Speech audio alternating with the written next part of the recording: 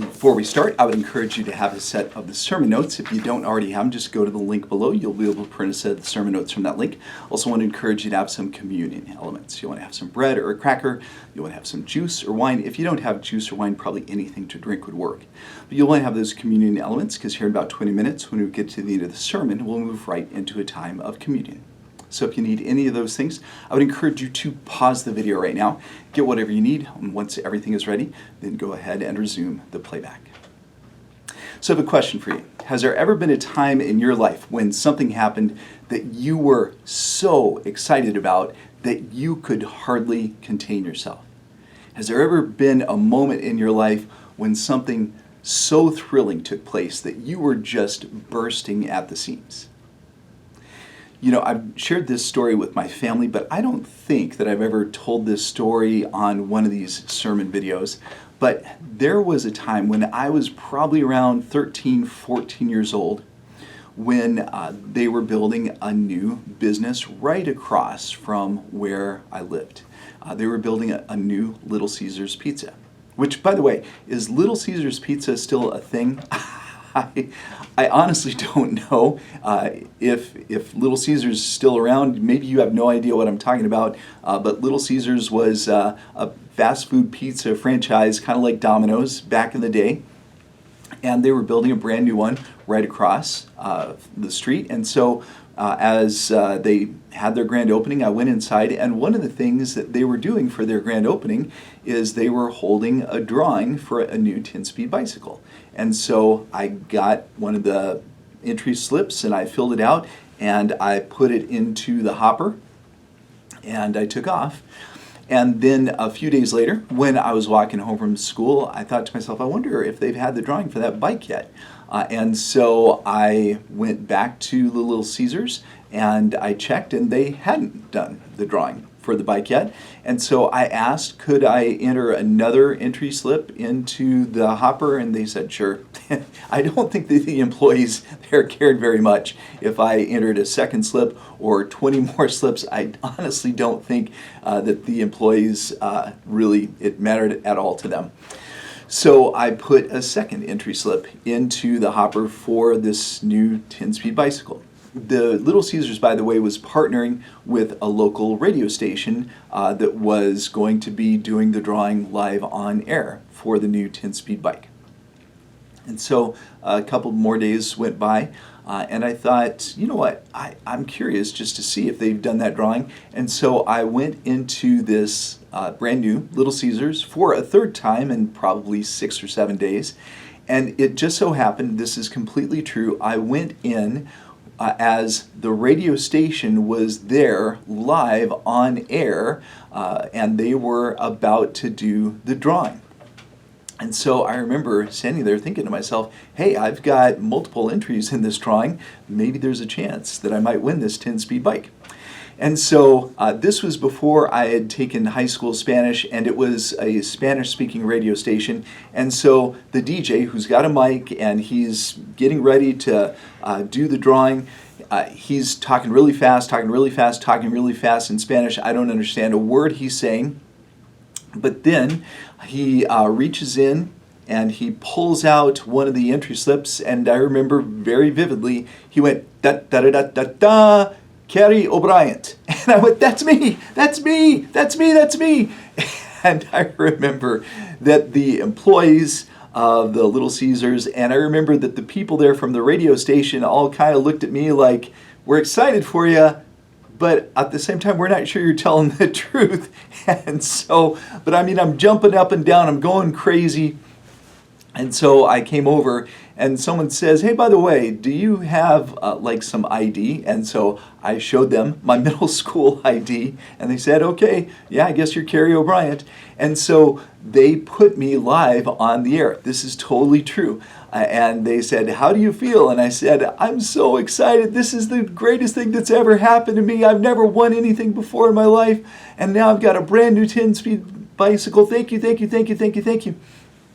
And I'm sure that there was a part of these folks that were there that were thinking, that seems awfully fishy that the kid who wins the drawing just happens to walk in right as we do the drawing. How many entry slips did this Kerry O'Brien have in the hopper for this 10-speed bike? And I'm sure that also for this Spanish-speaking radio station that they were probably thinking to themselves, man, we could not have given that bike away to a whiter white kid than this little kid. But I was thrilled. I was beside myself. And that afternoon, that evening, I got to ride home my brand new 10-speed bicycle, which was kind of a big deal back in the mid-1980s. Because back in the 80s, and again, I don't know, I really should Google these things before I start recording these sermon videos, but are 10-speed bikes still a thing? Do kids still ride those? I remember that in the 1970s and in the 1980s, when I was growing up, when you're a kid, you got either a Schwinn Stingray or you got a Huffy bicycle or maybe a BMX bike if you're really cool, which I was not. I had the Schwinn Stingray with the banana seat. and then you graduated to a 10-speed bike when you were a little older. And so the next day, I rode my brand new 10-speed bike to middle school, and I got to tell everyone the story of how I won this brand new bike and how I had been live on the air with the radio station. And for me, that really was, at that point in my life, the most exciting thing that had ever happened to me. Pretty sad, right? But the reason I'm telling you this story is because as exciting as that moment was, and as fondly as I remember that particular moment, winning that 10-speed bike live on the air doesn't even begin to compare to the excitement that a couple of women are going to experience in the passage we're about to take a look at today. Now, you know that we have spent the last 7 weeks having our Lenten sermon series as we've gone through this season of Lent. And you know that today, of course, is Easter Sunday. We are celebrating the resurrection. Now, the resurrection account is recorded in all 4 of the Gospels. We have Matthew's account as well as Mark's and Luke's and John's account. And each of these 4 accounts offers a little bit different perspective based on the author and what they witnessed firsthand. And look, there are certain details that Matthew includes that maybe it doesn't match up perfectly with what we find in the other accounts. And there are certain details that we have in the other accounts that Matthew doesn't include in his account. What I'm going to try to do today, as much as possible, is I'm going to try not to talk about, well, we know this from John's account or we know this from Luke's account. I'm going to try to stick with what we have right here, recorded for us by Matthew. So, this is the resurrection, Matthew chapter 28, verses 1 through 10. After the Sabbath, at dawn, on the first day of the week, Mary Magdalene and the other Mary went to look at the tomb. There was a violent earthquake, for an angel of the Lord came down from heaven and, going to the tomb, rolled back the stone and sat on it. His appearance was like lightning, and his clothes were white as snow. The guards were so afraid of him that they shook and became like dead men.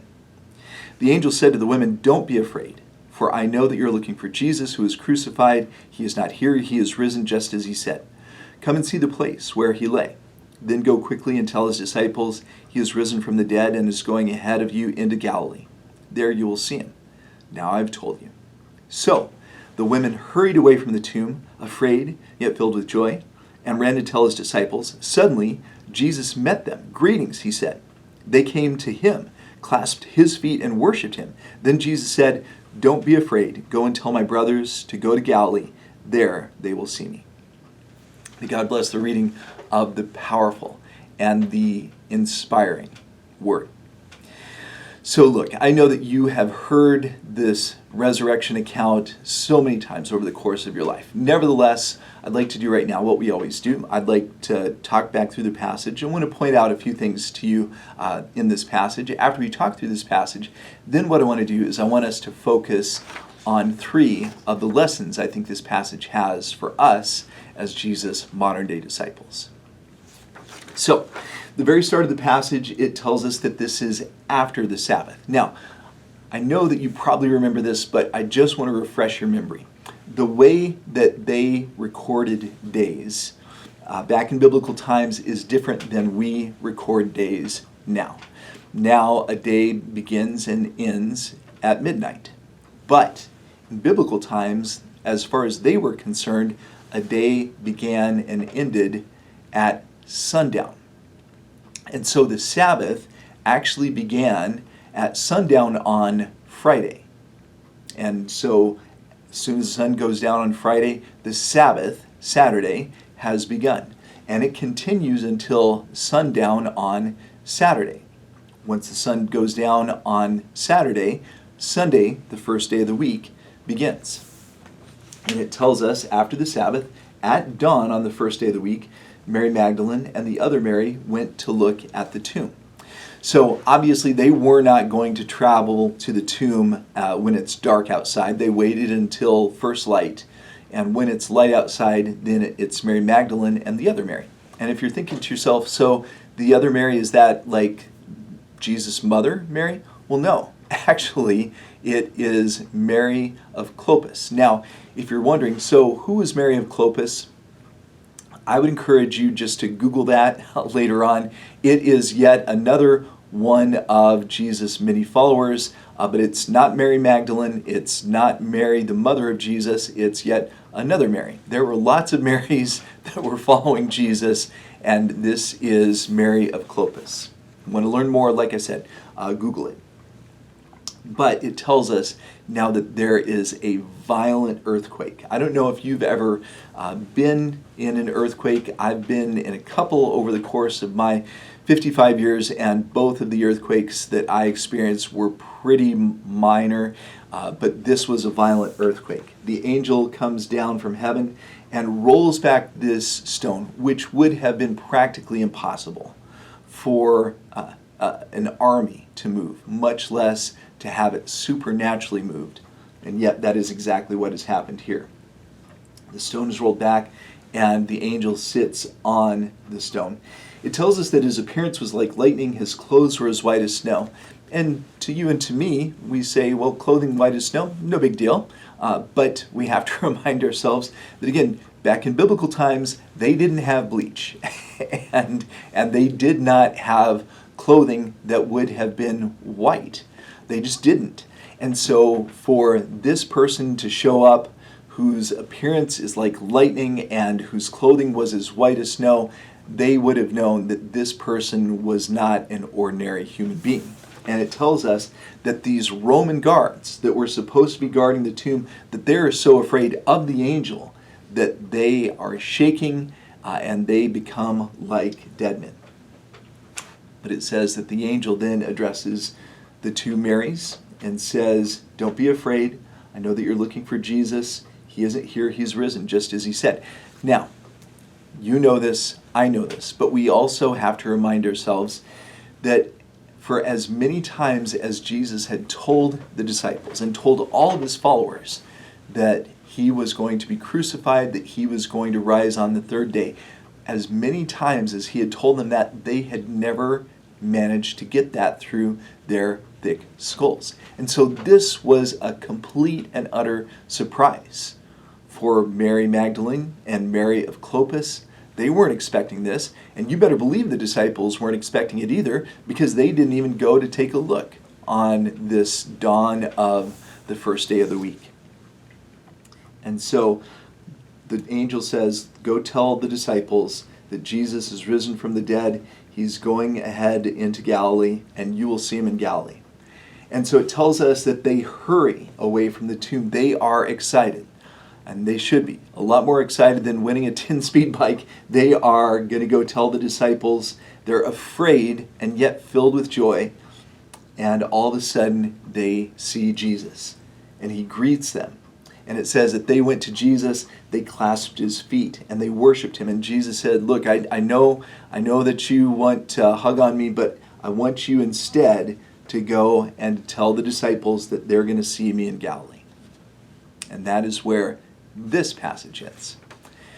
And so what I want us to do right now is I want us to talk about the three lessons that we should take away from this passage. There's probably more than three, but we'll focus on these three specifically. And the first lesson is this: even if things seem hopeless, we should continue to live our lives.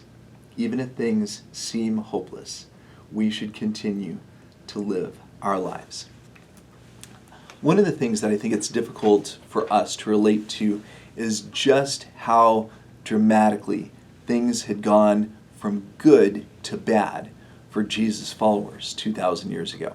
Last week, we said that that was probably the high point of the Gospels, Jesus' triumphal entry into Jerusalem, when not only Jesus' followers seemed to be acknowledging that he was the Messiah, but it seems like everyone was maybe starting to believe that he was the Messiah.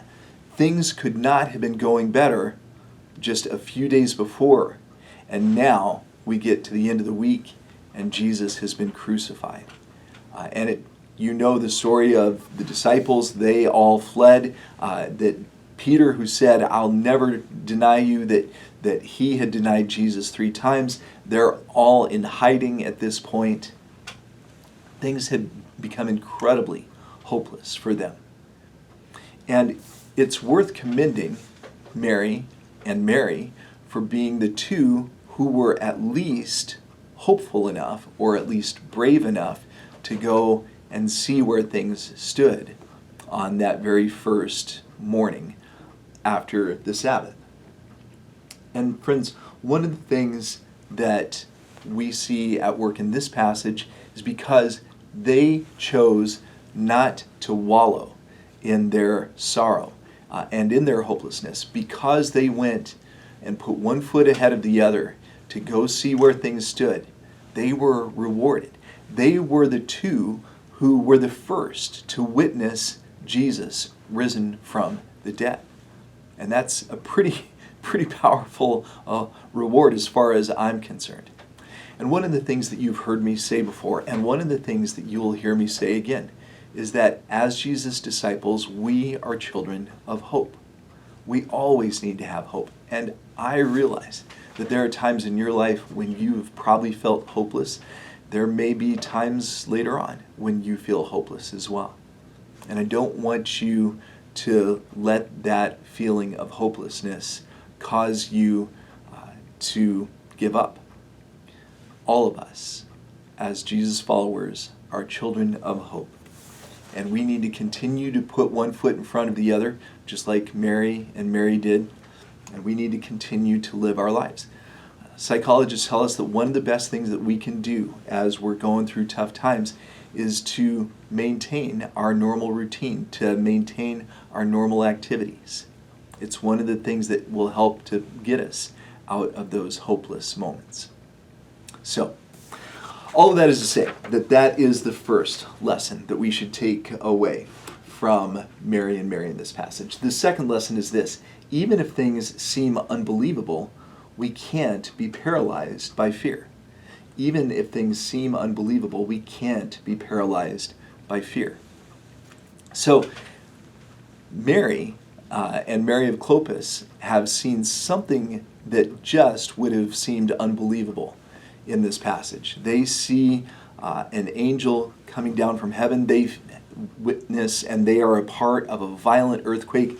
They see this massive stone that it would have taken a small army to move. They see it move on its own.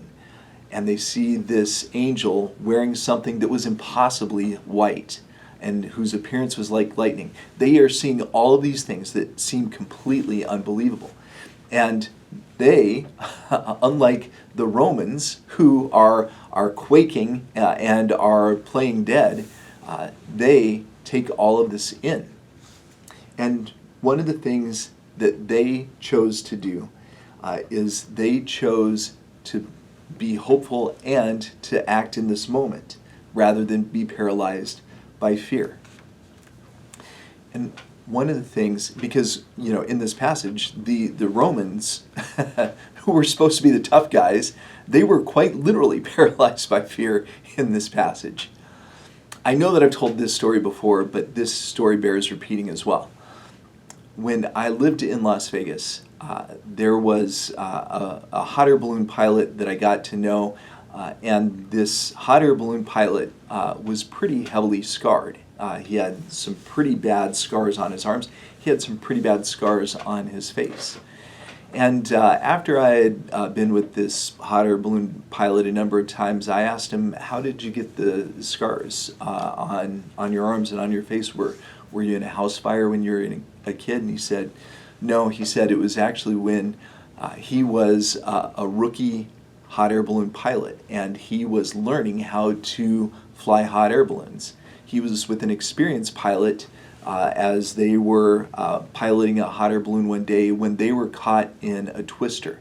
And this twister, first of all, it twisted up the envelope, the big part of the balloon that contains all the hot air, so that they are going to be aloft, and it sucked them way, way high up into the air. And so as their envelope is being twisted closed, which is going to be disaster, and as they're being sucked way high up into the sky, this friend of mine asked the experienced pilot, "What do we do? What do we do?" And the experienced pilot said to him, "We're going to die." and so this rookie pilot, who had no idea what he was doing, was just trying to learn from this so-called experienced pilot what to do. He said, not if I have anything to say about it. And so he reached up and he started untwisting the cables so that the envelope wouldn't completely close, so that they wouldn't be dropped, I don't know what, thousands of feet to their death, so that they wouldn't die. And as a result of reaching up into these superheated cables and into this superheated envelope, he was the one who saved the two of them, because he chose not to be paralyzed by fear. I've told my kids that story a lot of times over the course of their lives. I'm sure they could probably tell it better than I can at this point. But all of this is to say that we can't be paralyzed by fear. I'm running short on time. Very quickly, let me point out the final lesson we should take away from this passage. Even if we don't consider ourselves to be evangelists, we still have good news to share. Isn't it interesting that of the first people that had the opportunity to be the first evangelists, it wasn't Peter, it wasn't James, it wasn't John, it was Mary Magdalene and Mary of Clopas. They were the first evangelists. They were the first ones who got to say Jesus has risen from the dead. And you and I have good news to share. Even if you don't feel like evangelism is your spiritual gift, we still have good news to share. And right now what I want to do is I want to transition into our time of communion before this video cuts me off. I'm going to invite you to grab your communion elements, and I'm going to go ahead and grab mine right now as well. And I'm going to invite you to partake with me at this time of the bread, which was broken for us. We partake in remembrance of him, and the blood, which was shed for us. We drink in remembrance of him. Let's pray. God, we thank you for Resurrection Day. We thank you for Easter Sunday. We thank you for Mary Magdalene, Mary of Clopas, and the courage that they had. They weren't paralyzed by fear. They acted on faith, and they became the first evangelists. Help us to follow their example. We pray in Jesus' name.